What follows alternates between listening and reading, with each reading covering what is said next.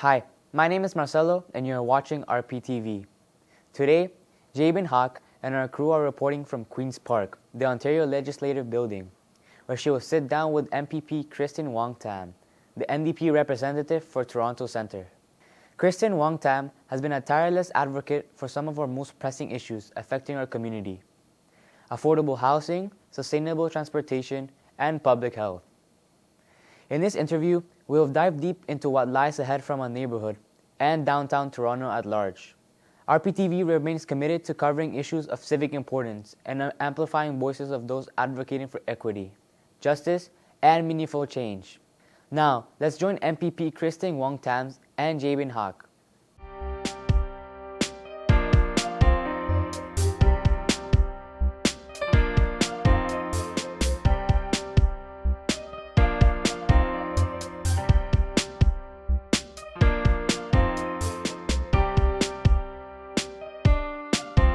Good morning and welcome to Regent Park TV. I'm Jabin Haque and I'm excited to bring you today's interview.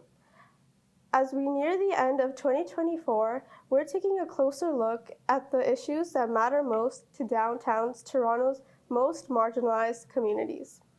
Today, I'm joined by Kristyn Wong-Tam, Member of Provincial Parliament for NDP Toronto Centre, who has been a strong advocate for residents in Toronto Centre and beyond. We'll discuss some of the critical challenges facing our communities, including the Ford government plans to remove bike lanes, calls to declare intimate partner violence an epidemic, and the future of Regent Park revitalization. Let's get into it. Kristyn, having been able to recently nominated on the Ontario NDP candidate for Toronto Centre, how do you plan to continue addressing the unique challenges facing the community and fight against Doug Ford's government policies from the opposition? Jabin, thank you very much for the opportunity for this dialogue. Such a critical question. I'm very proud to be the Ontario NDP candidate in the upcoming provincial election in Toronto Centre. I care very deeply about our communities, neighborhoods such as Regent Park, St. Jamestown, Cabbagetown, Moss Park, and beyond. I got into politics because I wanted to help people, and really I continue to see that as my calling, doing everything I can to use my platform to bring the stories of our communities, the families, so I can bring them right into the Queen's Park. Because I know that the experiences of the people living in Toronto Centre need to be heard here in order for government to understand what our needs are locally, so that they can craft legislation, create programs and services that our community deserves. So my objective is to continue doing that. I feel very strongly that Toronto is ignored by the Ford government. I feel very strongly that they use us, Toronto, as a wedge issue to score cheap political points across Ontario. Most Ontarians are struggling, really struggling. The affordability crisis, the housing crisis, the crisis of violence and overcrowding that we see in our schools. 2.5 million Ontarians don't have access to a family doctor, and that number is getting worse. So these are the real issues that I want the government to bring full-on solutions to, and those issues are the same issues that our community is facing. So that's why I fight as hard as I do, and that's what I plan to continue doing in this next year and beyond. Yeah, so talking about marginalized communities, we know that Regent Park has undergone significant revitalization over the years, so bringing new developments and infrastructure. However, many longtime residents are struggling with rising housing costs. How can we strike a balance between revitalizing the neighborhood and ensuring that people who can call Regent Park their home for years can still afford to live there without being displaced? I really love that question. To me, it's one that keeps me up at night. I think about Regent Park a lot, simply because I know how important it is for Regent Park to be successful. This revitalization project actually represents, to me, the high watermark of how to do it well.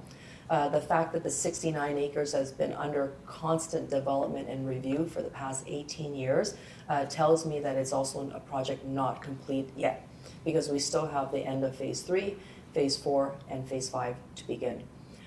So what I know that Regent Parkers need is they need opportunity. It's the biggest thing that comes across in every conversation. Opportunities for more advancements in career and jobs, opportunities to earn higher wages, living wages, opportunities for more affordable housing for the next generation of Regent Parkers, opportunities to invest in community programs and public safety and our youth. That's what Regent Parkers are calling for. They want not handouts, they want an opportunity to be successful. Regent Parkers are incredibly industrious. They have an amazing sense of humor. But you know, they also oftentimes get an unfair shake. So I want to be able to help them achieve those goals, because the revitalization project will not be successful if it's just shiny new buildings without the opportunities for economic advancement. And prosperity belongs to everyone across Ontario, not just, you know, the premier few inside friends, not just if someone has political connections. It shouldn't matter what language you speak or where you were born. What matters is opportunity and the ability to get ahead. So I want Regent Parkers to have the ability to obtain a middle-class life that they deserve, that they are working so hard for. I want Regent Parkers to all have a family doctor. I want Regent Parkers to have the right size of classrooms for the students. I want them to be able to afford not just the rents, but the opportunity for home ownership. And this is something I think that everybody should have an opportunity for in Ontario, but I desperately want that for Regent Park. It's true.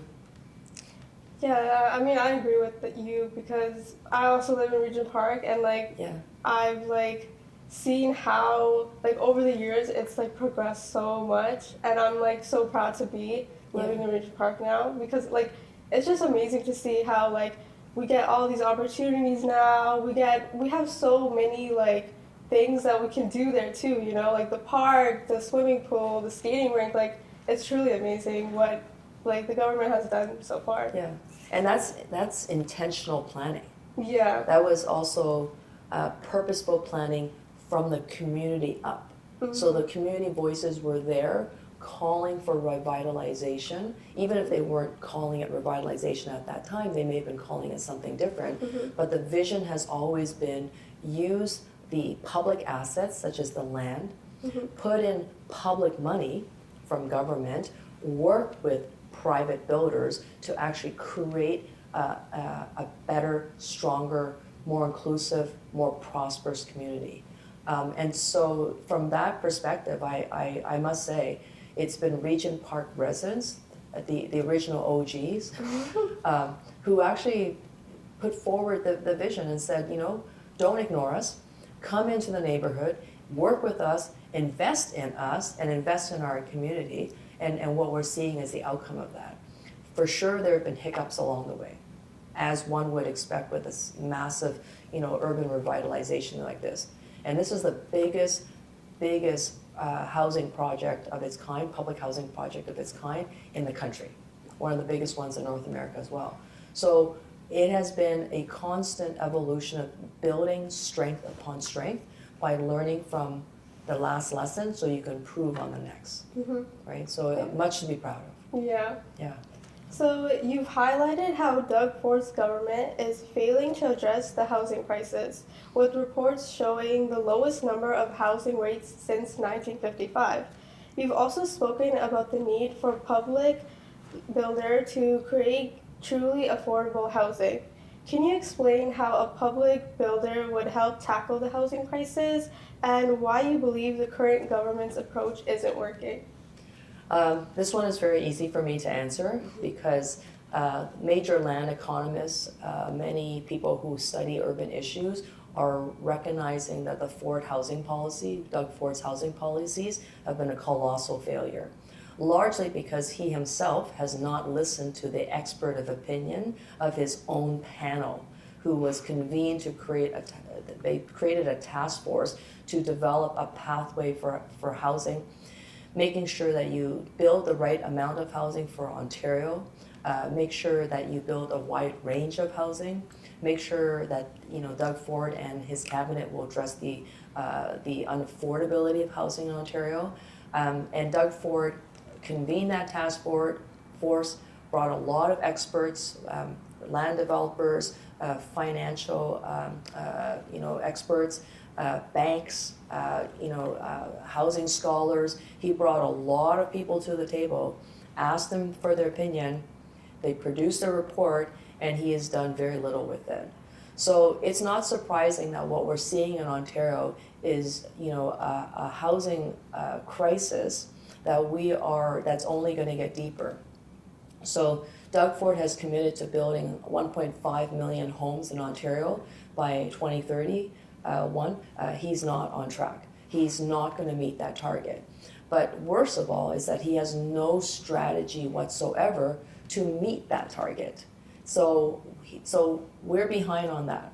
He has not been able to bring forward a range of housing strategies that includes building more purpose-built rentals, that includes lowering the cost of rents for a lot of people. That's the biggest expense every single month. And Doug Ford has made rents more expensive by basically reducing rent control across Ontario. And so we're seeing communities and families really struggling and feeling the harm. This government has no strategy, zero strategy to end homelessness in Ontario. That is different than BC, that's different from Quebec. They have strategies to end homelessness and to end encampments, tent cities. Doug Ford has put none of that together. So it's interesting to see how a government can fail so spectacularly on one of the biggest issues that Ontarians need a real solutions for, and then still stand up and brag and basically lie about how they're doing such a great job when everyone else can see tents in parks, homeless people being turned away by shelters, families struggling to pay their rent to the point that we now see a lot of overcrowding. So two families coming together to split the cost for a 2-bedroom apartment. This is happening in Doug Ford's Ontario. These are failed policies around housing, and he continues to fail. And to me, the hardest part is that these are not just numbers, these are people. And it's so hard for me to see our community struggle because of government failure. So you've been vocal in opposing the Ontario government's recent bill that allows for the removal of major bike lanes in Toronto. So can you explain why you believe this decision impacts, can you explain why do you believe this decision will have a huge negative consequence for the city, and what impact do you think it will have on the future of sustainability, transportation, and road safety in Toronto? Another really significant question. Close to 70% of Torontonians use bicycles. They use them during off hours, maybe for recreation. They use it to commute to work. They use it to go to school. And because of the City of Toronto's active goals to become much more climate friendly, the purpose and the planning for the city through the official plan, which was supported by the province of Ontario, is to build active transportation, meaning more transit, mass transit, moving people in large numbers quickly, meaning more cycling infrastructure.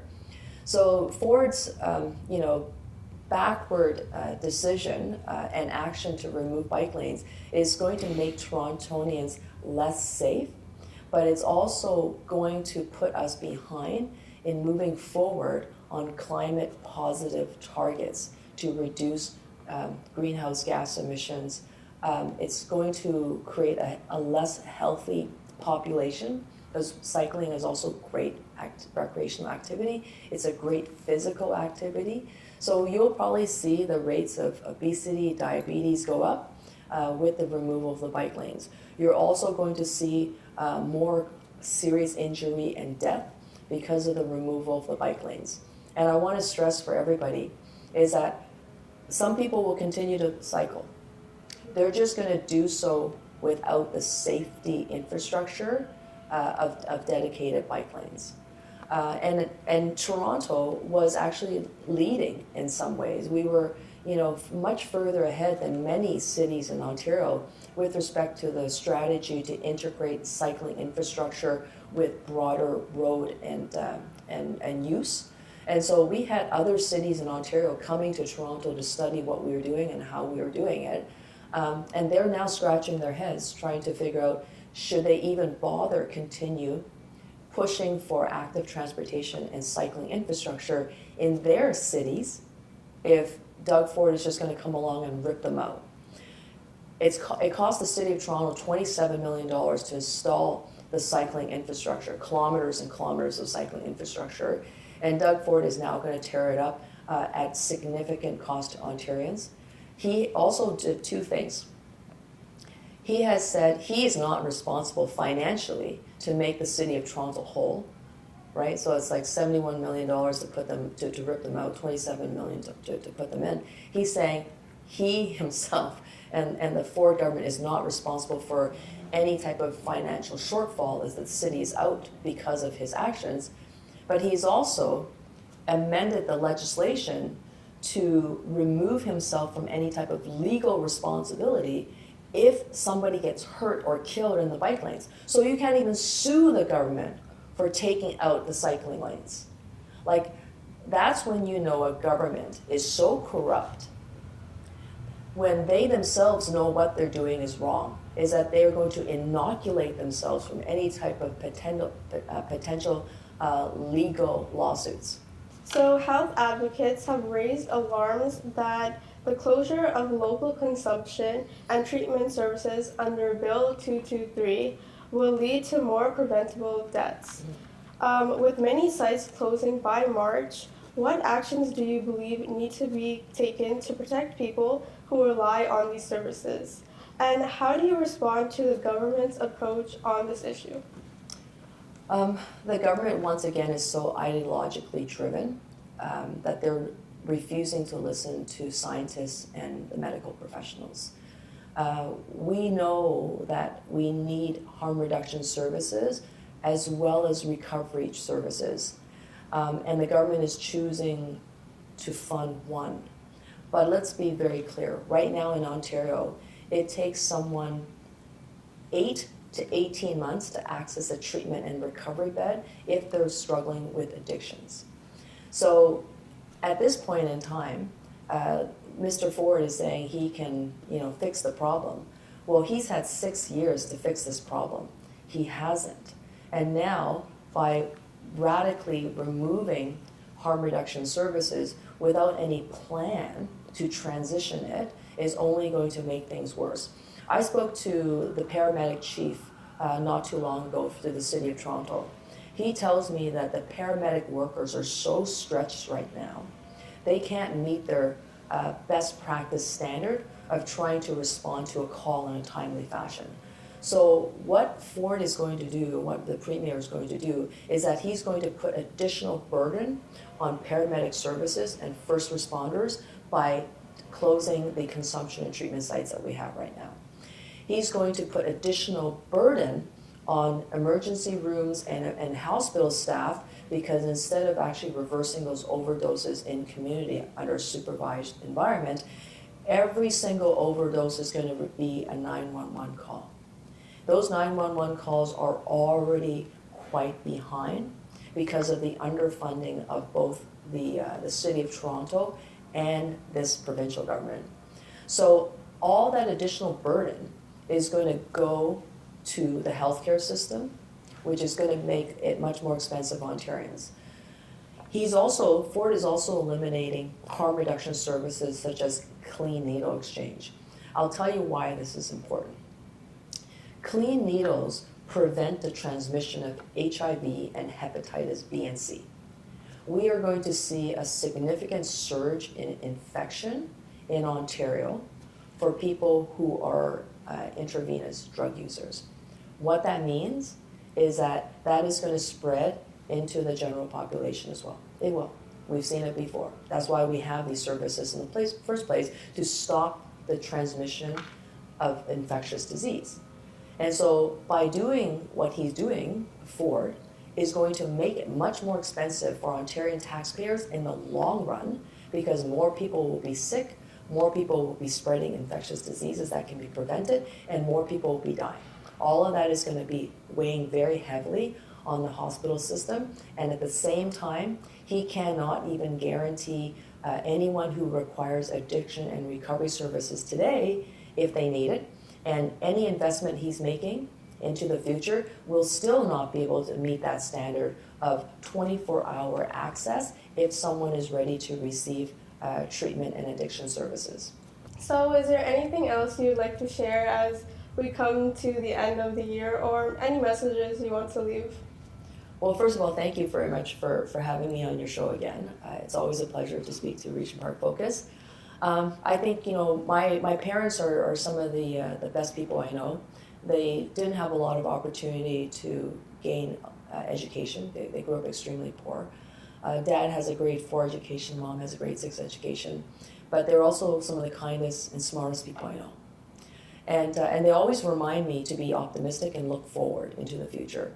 And they tell me that the glass is half full, that common phrase, yeah. Like the glass is half full.